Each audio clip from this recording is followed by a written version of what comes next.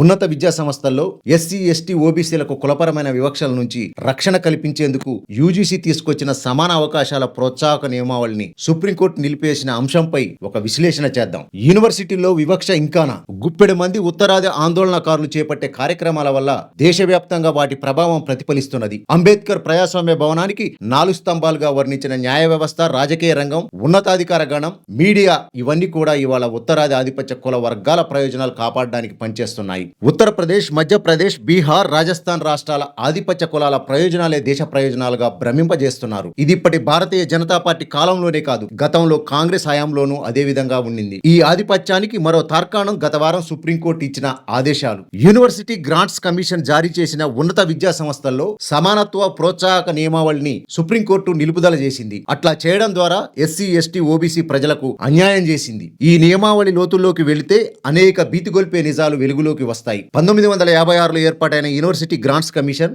2007 వరకు, అంటే 50 ఏళ్ల వరకు కేంద్రీయ విశ్వవిద్యాలయాల్లో ఓబీసీ వర్గాలకు రిజర్వేషన్లు కల్పించలేదు. 2007లో రాష్ట్రపతి ఆమోదించిన కేంద్రీయ విద్యా సంస్థలు రిజర్వేషన్ల చట్టం ద్వారా మాత్రమే ఈ వర్గాలకు అందులో రిజర్వేషన్లు అమలవుతున్నాయి. ఇట్లా రిజర్వేషన్ల ద్వారా ఉన్నత విద్యా సంస్థలో అడ్మిట్ అయిన విద్యార్థుల పట్ల ఆధిపత్య కుల ఆచార్యులు, విద్యార్థులు, సిబ్బంది వివక్ష ప్రదర్శించేవారు. కోటావాలా అని ఈసడించేవారు. ఈ ఈసడింపులు విద్యా సంస్థల్లో వివక్ష భరించలేక ఎస్సీ ఎస్టీ విద్యార్థులు మానసిక క్షోభ అనుభవించేవారు. All India Institute of Medical Sciences లో దాని అధిపతి వేణుగోపాల్ కు వ్యతిరేకంగా ఆరోపణలు వస్తే కేంద్ర ప్రభుత్వం 2006లో అప్పటి యూజీసీ చైర్మన్ దళితుడైన సుఖదేవ్ తోరట్ నేతృత్వంలో ఒక కమిటీని ప్రభుత్వం ఏర్పాటు చేసింది. అట్లాగే 2010లో హైదరాబాద్ కేంద్రీయ విశ్వవిద్యాలయంలో సెంథిల్ కుమార్ అనే దళిత విద్యార్థి ఆత్మహత్య చేసుకున్నాడు. ఇవన్నింటిని దృష్టిలో పెట్టుకుని తోరట్ కమిటీ ఇచ్చిన నివేదిక ఆధారంగా యూనివర్సిటీ గ్రాంట్స్ కమిషన్ ఉన్నత విద్యా సంస్థల్లో సమానత్వ సాధన కోసం నియమావళిని జారీ చేసింది. 2012 నుంచి ఈ నిబంధనలు అమల్లో ఉన్నాయి. ఇందులో వివక్ష రకాలను కూడా వివరంగా పేర్కొన్నారు. అయితే ఇందులో ఖచ్చితమైన కాలపరిమితి విధించకపోవడంతో పెద్దగా ప్రభావం చూపలేదు. ఈ నియమావళి జారీ అయిన తర్వాత సైతం అనేక మంది విద్యార్థులు వివిధ ఉన్నత విద్యా సంస్థలో ఆత్మహత్యలు చేసుకున్నారు. అందులో కేంద్రీయ విశ్వవిద్యాలయానికి చెందిన కెమిస్ట్రీ విభాగపు దళిత పరిశోధక విద్యార్థి, రంగారెడ్డి జిల్లా మంచాల మండలం లింగపల్లికి చెందిన మాధరి వెంకటేష్ వివక్ష కారణంగా 2013లో ఆత్మహత్య చేసుకున్నాడు. అట్లాగే 2016లో రోహిత్ వేముల ఇదే విశ్వవిద్యాలయం అధికారుల కులపరమైన వివక్ష కారణంగా ఆత్మహత్య చేసుకున్నాడు. ఇది జాతీయ స్థాయిలో చర్చకు దారితీసింది. అట్లాగే బొంబాయిలో ఆదివాసీ సామాజిక వర్గానికి చెందిన మెడిసిన్ విద్యార్థి పాయల్ తడ్వి, ఐఐటి విద్యార్థి దర్శన్ సోలంకి తదితరులు చనిపోయారు. ఇట్లా 2014-2021 మధ్య కాలంలో 24 మంది దళితులు, 3 ఆదివాసీలు, 41 మంది ఓబీసీలు ఆత్మహత్యకు పాల్పడ్డారు. ఐఐటి, ఐఐఎం, కేంద్రీయ విశ్వవిద్యాలయాల్లో ఈ ఘటనలు జరిగాయి. యూజీసీ నివేదిక ప్రకారం గత 5 ఏళ్లలో ఈ వివక్ష కేసులు 118% పెరిగాయి. ఇంకా విద్యార్థులు బయటికి చెప్పుకోలేని ఘటనలు ఎన్ని ఉంటాయో లెక్కలేదు. అనేక మంది విద్యార్థులు వివక్ష భరించలేక చదువును చాలించుకున్నారు.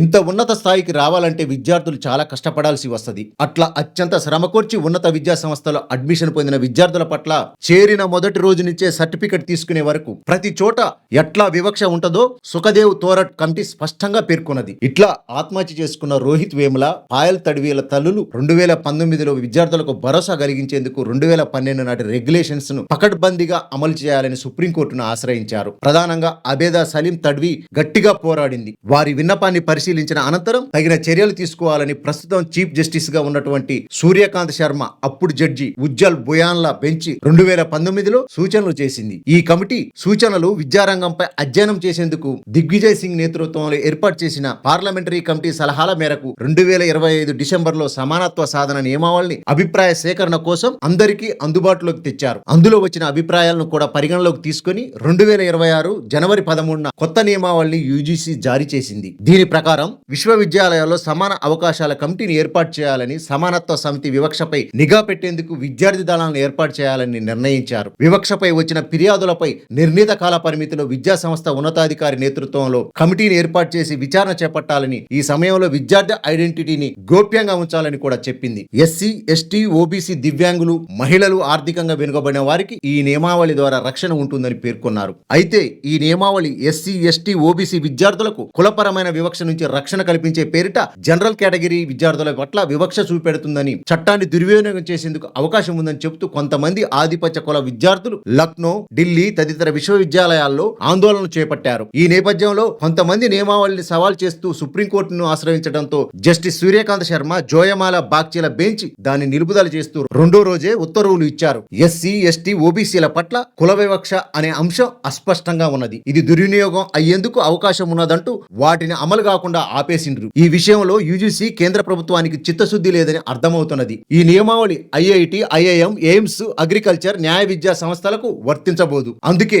వాటి కోసం కూడా ప్రత్యేక నియమావళి తేవాలి. ఆదిలోనే ఆధిపత్య కులస్తులు దీన్ని అడ్డుకోవడం శోచనీయం. నిజానికి ఉన్నత విద్యా సంస్థల చీఫ్ గా పనిచేస్తున్న వారిలో 95% మంది ఆధిపత్య కులాల వారే ఉన్నారు. మహిళలు, దివ్యాంగుల కేటగిరీలోను ఆ సామాజిక వర్గాలకు ప్రాతినిధ్యం కలిగించే అవకాశం ఉన్నది. ఇన్ని అవకాశాలు ఉన్నప్పటికీ నియమావళిలో ఓబీసీ అనే పదం రావడం ఈ ఆందోళన తీర్పుకు ప్రధాన కారణం. ఎందుకంటే దళితులు, ఆదివాసీలకు నియమావళి బయట ఎస్సీ ఎస్టీ అట్రాసిటీ నిరోధక చట్టం రక్షణ కల్పిస్తున్నది. ఏ చట్టపరమైన రక్షణ లేనిది ఓబీసీలే. అందుకే ఇప్పుడు ఉత్తరాదిన కౌంటర్ ఉద్యమం నడుస్తున్నది. పకడ్బందీగా సమాన అవకాశాల సాధనకు కృషి చేయాలని డిమాండ్ చేస్తున్నారు. ఈ రెగ్యులేషన్స్ పకడ్బందీగా అమలు కావాలంటే ఆధిపత్య కులాల వారి నుంచి ఓబీసీలకు విద్యా సంస్థల్లో రక్షణ కల్పించేందుకు అట్రాసిటీ చట్టాన్ని ఎస్సీ ఎస్టీల మాదిరిగా తీసుకురావాల్సిన అవసరం ఉన్నది. ఈ చట్టం పరిధి నుంచి ఎస్సీ ఎస్టీలను మినహాయించి అదే సమయంలో ఓబీసీలకు జనరల్ కేటగిరీ నుంచి రక్షణ కల్పించే విధంగా చట్టాన్ని రూపొందించాలి. ఇప్పటికే అన్ని రంగాల్లో ఉత్తరాది వారి అజమాయిషి అన్ని రంగాల్లో సాగుతున్నది. హైదరాబాద్ లోని ఉర్దూ విశ్వవిద్యాలయంలో దక్షిణాది విద్యార్థులు,